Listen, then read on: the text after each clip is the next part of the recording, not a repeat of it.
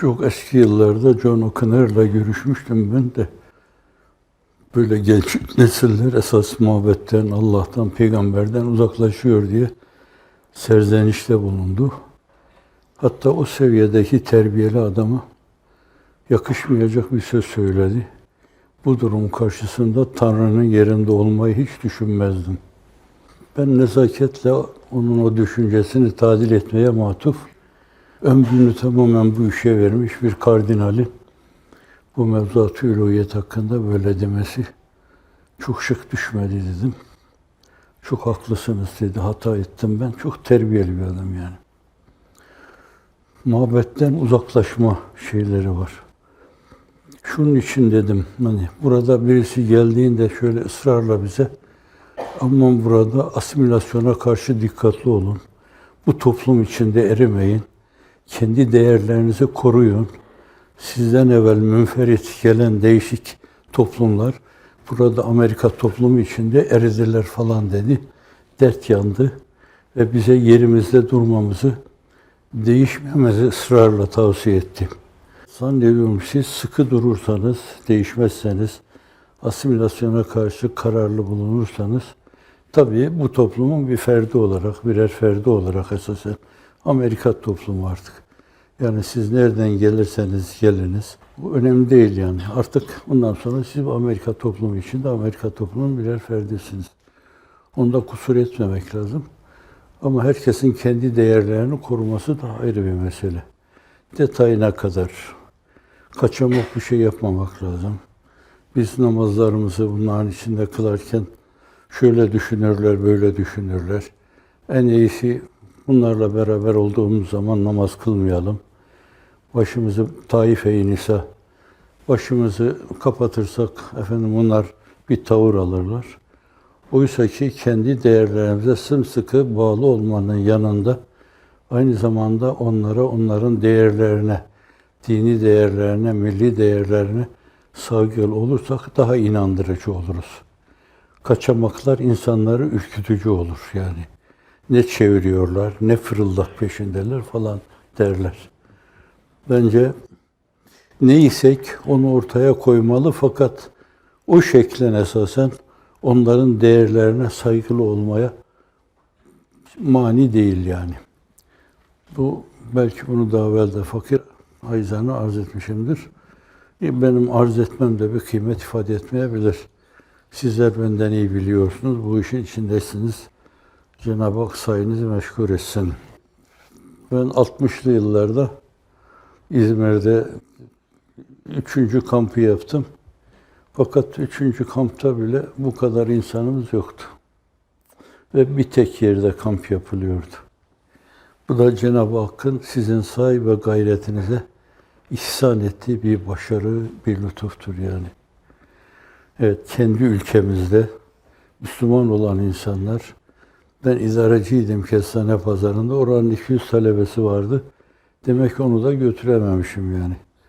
Dıştan gelenler vardı. Çadırlarda bir kamp yapılıyordu. Evet, fakat Cenab-ı Hak şimdiki şeyleri hem herkesin iştirak edeceği şekilde yani modern şartlara uygun efendim yeme, içme, yatma size tuhaf gelir de mesela ilk 2 kampta yemeği de ben yapıyordum. 60 talebe, 70 talebe, 100 talebe yemeği de ben yapıyordum. Dün de latife birisi hatırlattı. Söyledim. Sütlaç yaptığım zaman çadırımın önünde oturuyordum. Kazanla getirip koyuyorlardı. Kepçeyi elime alıyordum. Onlar da kendi çanaklarını ellerine alıp geliyorlardı. Ben onların çanaklarına kepçeyle birer sütlaç atıyordum. İşrabil halib, sallalel habib diyordum. Onların da hoşuna gidiyordu. Süt iç, Allah Resulü'ne salatü selam oku. Ama modernizasyon bu meseleyi daha bir yaşanır, daha bir yapılır hale getiriyor. Ne anne, ne baba, ne de talebeler esasen bu mevzuda ürkmüyorlar, irkilmiyorlar yani. Elhamdülillah Bir de bu kadar ama bu bütünü değil yani bu işin. Değişik eyaletlerde arkadaşlar, buradaki halkadaki arkadaşlar her birisi bir yere gitti. Hala gidiyorlar, bir yerlere gidiyorlar. Bence Müslümanlığın güzelliğini esasen Allah Resulü'nün sallallahu aleyhi ve sellem getirdiği din sisteminin güzelliğini burada sergilenme, burada gösterme çok önemli bir şey. Evet, sizin bu insanlarınız genç, ihtiyar, küçük işte zannediyorum herhalde ortaokul talebesi, bazıları lise talebesi, üniversite talebesi, sizin dediğiniz gibi bazen gözümün ısındığı insanlar da var bunlar. Aynı zamanda herkes belki o kıvamda bu işe hahişkar olmayabilir. Fakat o sinerji herkesi o çizgiye getirebilir yani. Beraber olma. Namazın cemaatle kılınmasının meşruiyeti. Hatta Ahmet bin Hanbel gibi namazın rükünlerinden sayması onu. Ve onun bir diğer kavli de onun vacip olması, cemaatin vacip olması. Zannediyorum o cemaatteki işte omuz omuza verme, o heyecan taatisi, heyecanın ondan ona geçmesi çok ciddi bir sinerjiyle geriye dönme mevzu çok önemli. Hazreti Pir'in ifadeleri içinde yani siz burada böyle halka olduğunuz gibi hani buradaki halka gibi arkada da bir halka, arkada da bir halka, arkada da bir halka. Ta bu halkalar devam ediyor. Sidretül Münteha'ya kadar. Meleklerin halkasına kadar devam ediyor. Dediğiniz her şey onlarda diyor. Sizin acizane dediğiniz şeyin yerine esasen koskocaman korudan bir ses gibi esas çıkıyor burada. İyyâke na'budu ve iyyâke nestaîn. Allah'ım tek ubudiyet ne demek yani? Biz hepimiz bu halkalar içindeki insanlar olarak sana kullukta bulunuyoruz. O kulluk adına da yardımı yine senden istiyoruz deme gibi meseleyi gayet ulvi şekilde ele alma mevzu cemaat. Şimdi bu meseleyi sadece bir namazda ele almamalı. Hani namaz kılarken oluyor cemaat, cumada, bayramda ayrı bir şey oluyor. Formatlı oynamak suretiyle, haşa ona da öyle formatlı oynama demeyeyim de, fakat Cenab-ı Hakk'ın takdiri. Şimdi cuma başka, bayram başka, bazı mübarek geceler başka, günde 5 vakit başka yani bunlar. Bir de aynı zamanda böyle değiştirilmek suretiyle her birisinin kendine göre bir tadı, bir halaveti var esasen. Manevi gıda gibi bunlar. Onu bir gıda gibi duyanlar da zamanla esasen duyuyorlar ne demek olduğunu. Bu dediğim şeyleri de anlarlar. Bunun gibi. Fakat biz aynı zamanda insanımıza, gençlerimize, kardeşlerimize, dostlarımıza, taraftarlarımıza, sempatizanlarımıza, bizimle aynı yolda yürüyenlere, aynı güzergahı takip edenlere, aynı zevki, aynı ruhani zevki, aynı ruhani hazzı tattırmaya çalışıyor ve duyurmaya çalışıyoruz yani onlardan. Evet, bugün sizin yaptığınız şeyleri gelecekte yapacak bu arkadaşları birer mimar gibi yetiştiriyorsunuz. Yani sizden sonra ne olacak falan dedirtmiyorsunuz. İşte bu arkadakiler ne diyorsa o olacak, evet. Bu açıdan onların kıvamı, tam formlarını kesbetmeleri esasen Allah'ın izni inayetiyle bu emanetin hiçbir zaman sahipsiz kalmayacağını gösteriyor. Ahlak aynı zamanda evsaf. Bir hadis-i şerifte "İnne Allah la yanzuru ila suverikum velakin yanzuru ila kulubikum" bir de amalikum var. Allah Celle Celaluhu sizin suretlerinize derken bunu şeklinize, mahiyetinize, fizyonominize, esasen boyunuza, posunuza, eda endamınıza, yüz tekallüslerinize, bakışlarınızdaki büyüleyiciliğe bunlara bakmıyor. Velakin yanzuru ila kulubikum diğer rivayet ve amalikum. Allah sizin kalplerinize bakıyor ve amellerinize bakıyor. Celle Celaluhu sizi değerlendirme kategorisinde ele alırken buna bakıyor. Şimdi bu zaviyeden de esasen her müminin her sıfatı mümin olmayabilir yani. Müminim diyordur ama fakat Ahlak-ı aliyeden nasibi yoktur. Hafizanallah. İbadetü tahtla alakası yoktur. Böyle Allah'a inandım falan diyordur ama fakat o mevzuda münasebetini güçlendirme, değerlendirme mevzunda herhangi bir gayreti de yoktur onun. Efendim aynı zamanda yalan söyler, iftira eder. Hani günümüzde bir kısım jurnalların, medya mensuplarının hep yalan söyledikleri, iftira ettikleri, tenakuzdan tenakuze yani zıt şeyden zıt şeye, birbirine ters şeyler, ondan ona uçmaları, ondan ona uçmaları, ona doğru kanat çırpmaları, bunlar günümüzde çok yaşanan şeyler. Ve bunlar hepsi kafir sıfatı. Bu yapılan şeyler. Şimdi bunlara karşı insanlarda bir nefret şeyi yani. Kamil insan olma, doğrulukla, istikametle. Hani bir Türk atasözü vardır. Türk kültürüne vakıf olanlar bilirler ama burada doğmuş, burada neşet etmiş olanlar hatırlayamayabilirler bunlar. Yalancının mumu yatsıya kadar derler yani. İftira da öyledir bir şey. Birini karalama da öyledir. Ayrıştırma da öyledir. Birini gıybet etme de öyledir. Efendim bunun gibi yani. Ne kadar mesavi ahlak diyeceğimiz kötü ahlak, kötü huy varsa bunların hepsi böyle birkaç adım küfre yakın şeylerdir bunlar. Hafizanallah insan umursamadan bunları tekrar edip duruyorsa hiç farkına varmadan bir gün cup diye onun göbeğinde kendisini bulur. Onun için insanların iftar tablosu sallallahu aleyhi ve sellem buyuruyor ki insan öyle bir günah işlediği zamanda, diyelim yalan söylediği zamanda, yalan yazdığı zamanda, yalanla, iftirayla birini karaladığı zaman kalbinde bir leke meydana gelir.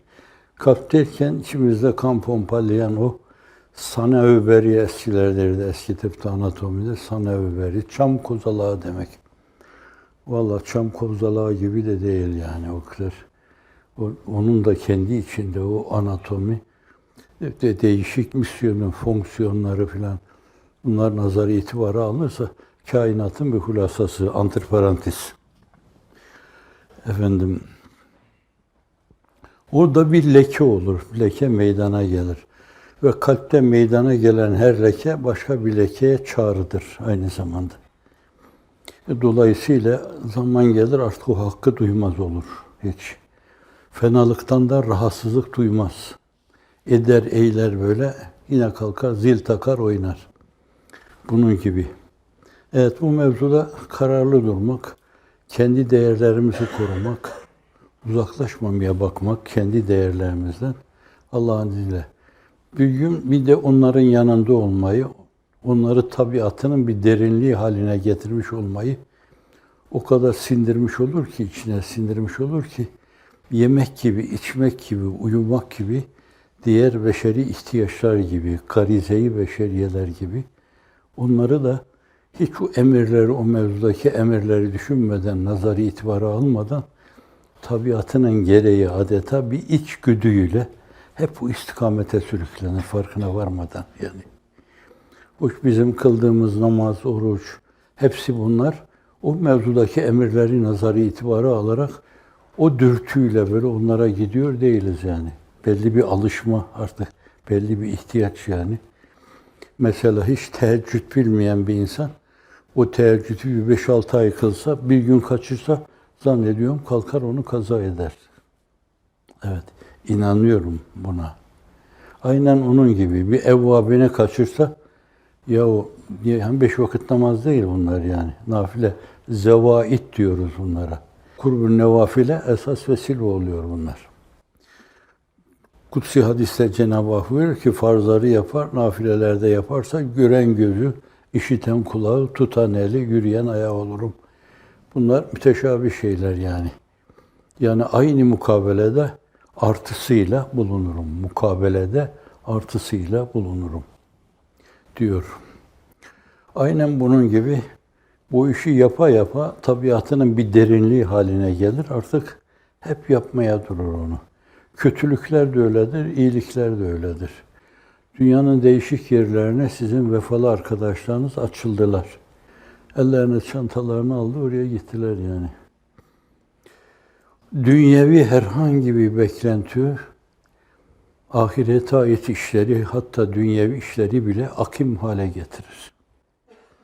Ama onlar dünyevi beklentiye de, uhrevi beklentiye de girmediler. Dediler, dünya kardeşliğini bütün dünyanın dört bir yanına duyurmak için, o da Efendimiz sallallahu aleyhi ve sellemin mesajları içinde duyurmak için önümüze neresi çıkarsa oraya gidelim dediler. Sonra bu öyle tatlı, öyle şeker, şerbet bir şey oldu ki artık ben o dönemi de hatırlıyorum. Daha sonra makineden kuralların çekildiği dönemi de hatırlıyorum. Böyle külahın içine sığmayacak kadar her sene çok değişik yerlere insan gitti. Hayret ediyorum, ben gittiler, okullar açtılar. 20 sene oldu, 30 sene oldu, 40 sene oldu orada. Aynı zamanda sevgi zeminine, otağlarını kurdular. Herkes tarafından hüsnü kabul görmeye başladılar.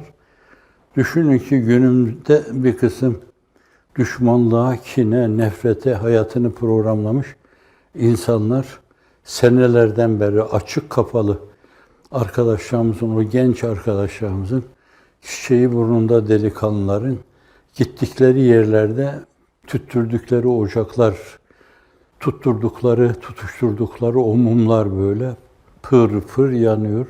O cihanı aydınlatıyor. Tahribatlarına rağmen %10 nispetinde ancak tesirleri olabildi. Oysa ki tahrip kolaydır yani. Hani diyor ya Hazreti Piri Muğan Şemitaban, bir çocuk kocaman böyle bir binayı içine bir bomba atar, harap eder. Fakat böyle bir binanın yapılması 10 sene, 20 sene ister bazen. Hele eski deseni tam işleyeceğiz falan deyince orada iç dekorasyon, bunları da düşününce zannediyorum çok zamanınızı alır sizin bu. Şimdi meslekleri tahrip olan insanlar etek etek para döküyorlar dünyanın değişik yerlerinde. Allah'ın izni inayetiyle tahrip düşünceleri ancak %10 nispetinde olabildi. Cenab-ı Hak çok değişik şeyler lütfetti. İnşallah lütfettiği şeyler, lütfedeceği şeyler adına en önemli referanstır. Allah kendi yolunda yürüyenler ve belli kazanımlar sergileyenler hiçbir zaman onları o yolda yüzüstü bırakmamıştır. Bir verdiğini iki vermiş, iki verdiğini üç vermiş. Öyle diyor, kulum bana bir karış gelirse bir adım mukabeledir bu. Allah adım atmadan münezzehtir, mukaddestir.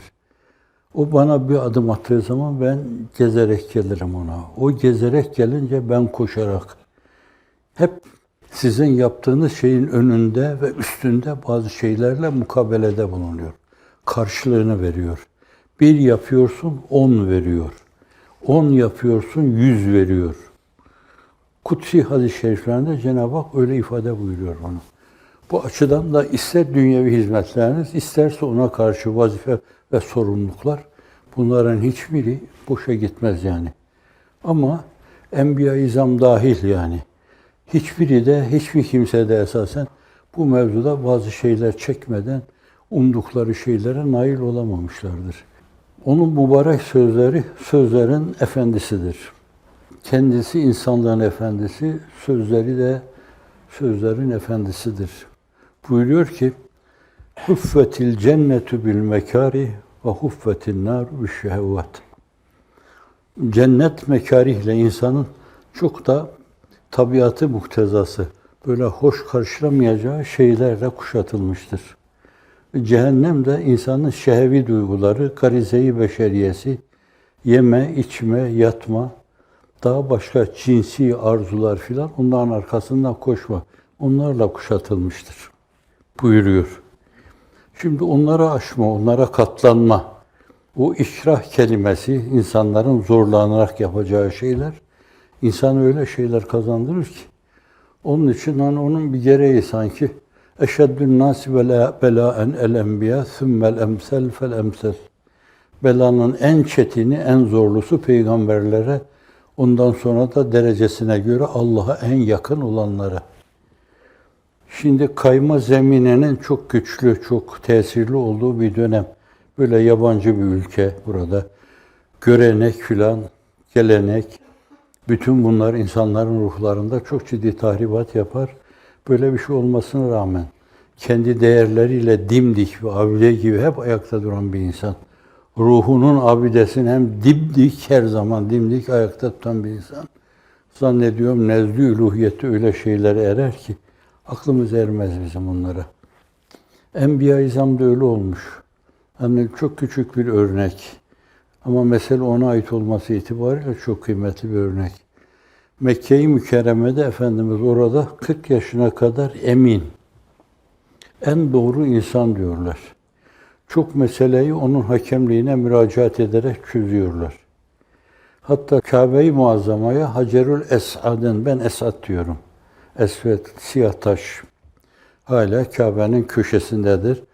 Tavafa başlama noktasındaki esas köşededir o. Kapıya da yakındır, Kabe'nin kapısına da yakındır. Onu koyma mevzuunda her kabile kendinden Beni Teym, Beni Adi, Beni Haşim, Beni Maksum. Çok defa böyle birbirleriyle cedelleştiklerinde de esas onu tam maddi bir kavgayla noktalarlar. Noktalı virgül değil, noktayı koyarlar yani. Birbirlerinin canını okurlar burada. Böyle çaresiz kalıyorlar. Neredeyse yine herkesin eli kılıcın kabzasında bir şey yapacaklar. İnsanlığın iftihar tablosu, yani bu zannediyorum herhalde 20-25 yaşlarında. Daha genç yaşında kendisini öyle tanıtırmış emin. Ha işte Muhammed, Abdülmuttalib'in torunu geldi, ona soralım. O da hemen orada onlara bir akıl veriyor. O taşı diyor böyle bir şeyin içine koyun. Bir battaniye gibi bir şey. Battaniye ben diyorum yani. Bir sergi gibi bir şeyin içine koyun. Bu kabilelerden her biri bir köşesinden tutsun. Onu götürsün oraya koysun. Ya ne güzel isabet. Çok mevzuda fikir danışıyorlar kendisine. Emin diyorlar. Gözlerinin içine yabancı, çirkin bir hayal girmemiştir. Öyle tanıyorlar. Sonra düşmanlıkları peygamberlik geldikten sonra Lat, Menat, Uzza, İsaf, Nail'e putları karşılarına çıkıyor onların. Onları bir şey zannediyorlar. Özür dilerim. Kıvır zıvır kendi elleriyle yaptıklarını bir şey zannediyorlar. Dolayısıyla ona karşı düşmanlık duyguları tetiklenmiş oluyor. Ama 13 sene düşünün. 13 sene. Hele o 3 sene bir şey var bu Talip'te boykot var ki, boykot. Aynen günümüzdeki ferainenin böyle kadınları, çocukları zindanlara koyup, bazılarını öldürüp, bazılarını yurt dışına adeta kaçsın diye zorlayıp, yaptıkları mezalim gibi 2-3 senedir, 4 senedir aynı şeyi yapıyorlar orada. Çokları açından ölüyor. Nihayet 3 senenin sonunda o fermanı, bir de Kabe'nin duvarına ferman asmışlar. İki kabilenin, güçlü kabilenin reisi Kabe'ye geliyorlar, o fermanı alıp yırtıyorlar. İnsan kendi vatandaşına, arkadaşına, kardeşine bu zulmü yapmaz diyor. Tabi onlara Cenab-ı Hak ne sevap ihsan eder onu bilemeyiz. Hüküm vermeyelim de. Fakat öyle bir şey, insanların iftihar tablosu, Ebu Talip, Hatice validemiz, anaların, dünyanın bütün anaları bir araya gelse, onun ifade ettiği kıymeti ifade etmez yani. Efendimiz'e daha vahyin ilk faslında sahip çıkıyor. Onu yalnızlıktan kurtarıyor. Bu Hatice validemiz mübarek. Hatice manası da erken doğan demektir. Hakikata erken uyanan, erken varlığı idrak eden. Bozuluyor o şey ama rahat durmuyorlar yani. Nihayet Efendimiz sallallahu aleyhi ve sellemin haşa ve kella öldürülmesine karar veriyorlar. Cenab-ı Hak da hicret emri vermiş. Medine-i Münevvere'ye gidenler gitmişler. Çok ağır şartlar altında hicret ediyor. Allah koruyor o upuzun yolda. Yani 450 kilometre, 500 kilometre kadardır ama atla, katırla, yaya giderseniz bu günler alır. Ve her zaman yakalanma ihtimali vardır. O yolda bile sıkıntı çekiyor. Oraya gidiyor. Haydi Bedir Harbi, Uhud Harbi, 2. senesi, 5. senesi Hendek Savaşı. Hendek Savaşı'nda bile 20 bin insanla geliyor. Orada otağlarını kuruyorlar. Bütün Medine Münevvere'yi yerle bir edecekler. Hendek Savaşı 5. Hicri yılda. 13 sene Mekke'de, 5 senede Medine-i Münevvere'de, 18 sene, 23 senelik peygamberlik döneminde 5 sene kalıyor geriye. Ondan sonra da rahat olmuyor ya yani. Bu defa bakıyorsun bir Romalılar geldi, bir efendim İranlılar tehdit etmeye başladı. Bir efendim Hüneyn'deki insanlar işte bunlar Yaman okçular. Onlar geldiler. Orada da yine rahat bırakmıyorlar da. Fakat hep sürekli eşeddün nas belaen el enbiya sümmel emsel fel emsel. Biri gidiyor, öbürü geliyor, biri gidiyor, öbürü geliyor ama endişe etmeyin. Şafak çoktan söktü, ufukta ışık cümbüşü, zulmetler hırıltıda, efendim soluk soluğa nurlar, çözülüyor bir bir ufkumuzdaki sis, duman ve sökün söküne her yanda yeni bir bahar. Efendim çekmişler yani, çekmişler. Bir Türkler Arapçadan almış bir şeyi kullanırlar. Esas Arapça kaidelere göre de aykırıdır o. El müminu beleviyyün derler. Hani doğru olacaksa şayet beliyyün demek lazım. Mümin belaya maruz bir insandır. Belalı bir insandır mümin.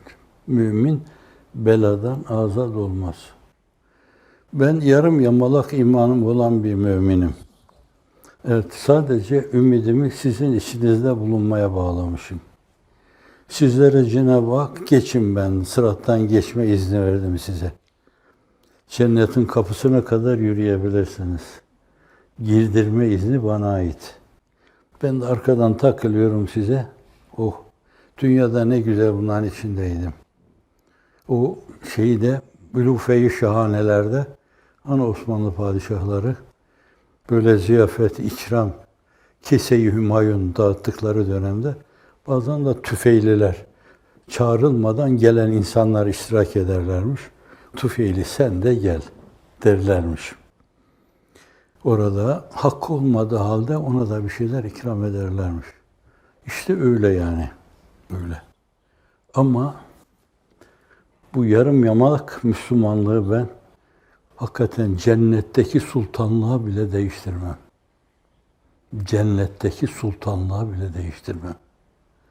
Çünkü yarım yamalak da olsa gönlümü ona kaptırmışım.